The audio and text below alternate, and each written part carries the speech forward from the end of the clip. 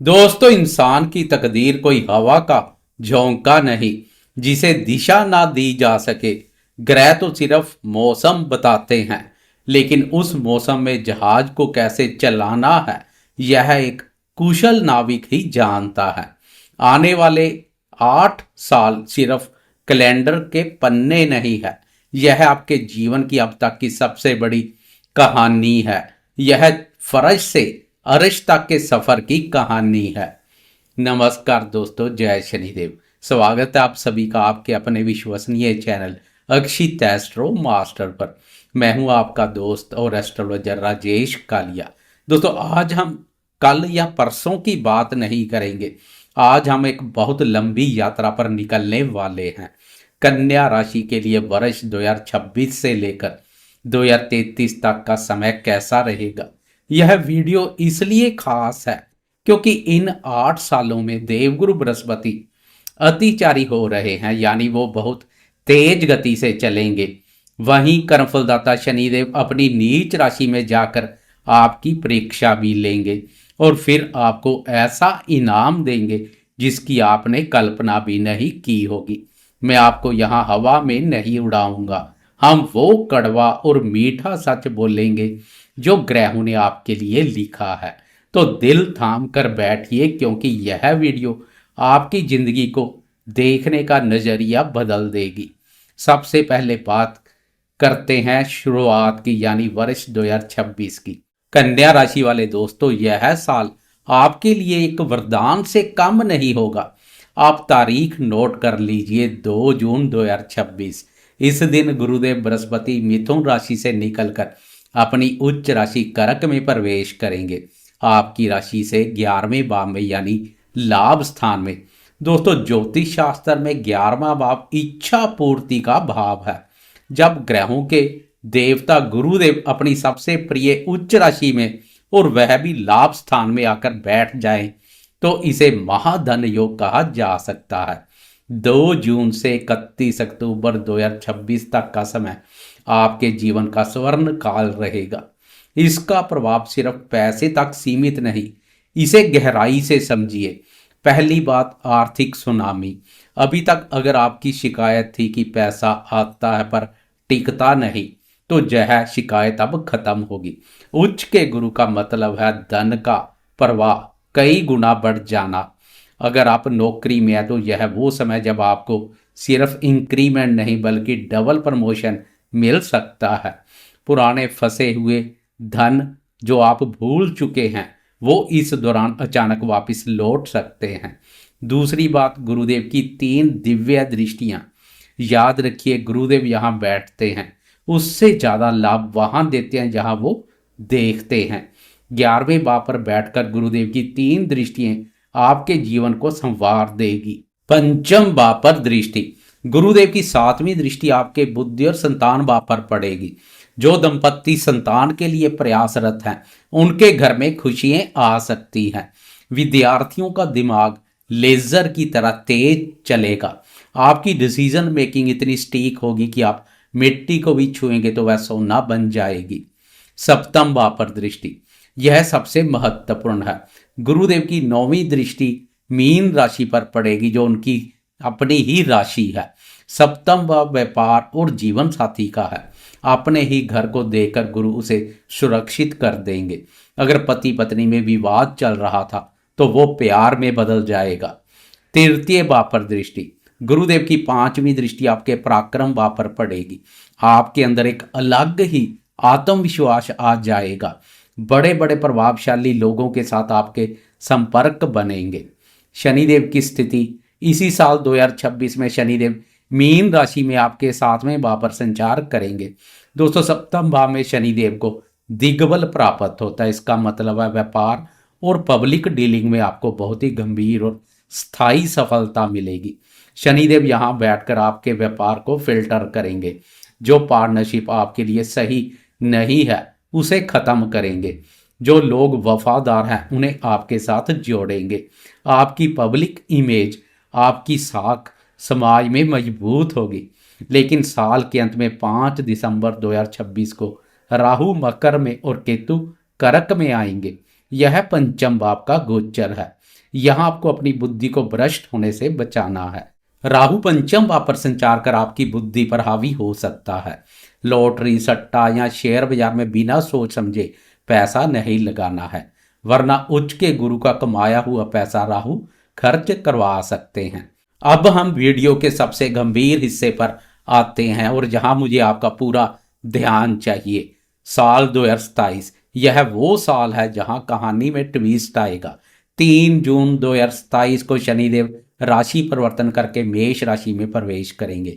मेष राशि शनि की नीच राशि है और कन्या राशि वालों के लिए यह अष्टम भाव है। इसे शनि की ढैया का सबसे कष्टकारी रूप माना जा सकता है। मैं आपको डरा नहीं रहा, लेकिन एक सच्चा गाइड वही है जो गड्ढा आने से पहले आपको बता दे। 2027 के मध्य से लेकर 2028 और 2029 के अगस्त तक का समय आपके धैर्य की असली परीक्षा लेगा। जब शनिदेव अष्टम भाव में नीच के होते हैं तो 3 चीजों का विशेष ध्यान रखना पड़ता है। स्वास्थ्य, आपको पेट, पैरों, नसों और हड्डियों से जुड़ी दिक्कत हो सकती है। अगर डॉक्टर कोई सलाह दे तो उसे टालना नहीं है। वाहन चलाते समय आपको एक्स्ट्रा सावधानी बरतनी है। करियर, ऑफिस में राजनीति आपके चरम पर होगी। आपको लगेगा कि मेहनत मैं कर रहा हूं लेकिन क्रेडिट कोई और ले जा रहा है। बॉस के साथ अनबन हो सकती है। इस दौरान गुस्से में आकर जॉब छोड़ने की गलती बिल्कुल ना करें। आर्थिक स्थिति, क्योंकि गुरुदेव अतिचारी तेज गति में है, वो 2027 और 28 में सिंह, कन्या और तुला राशि के बीच संचार करेंगे। पैसा आएगा लेकिन मेडिकल खर्च या अनचाहे खर्चों में जा सकता है। लेकिन दोस्तों घबराएं मत, ईश्वर ने हर ताले की चाबी बनाई है। इसी बीच 24 जुलाई 2028 से 26 दिसंबर 2028 का समय ऐसा होगा जब गुरुदेव आपकी अपनी राशि कन्या पर संचार करेंगे। जब प्रथम भाव पर गुरु होते हैं तो वो रक्षा कवच बन जाते हैं।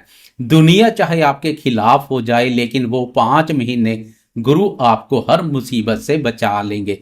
बस आपको इस 2.5 साल के पीरियड 2027 से 29 में कोई भी बड़ा रिस्क नहीं लेना, शांत रहना और समय को गुजारना है। कहते हैं ना, सोना आग में तपकर ही कुंदन बनता है।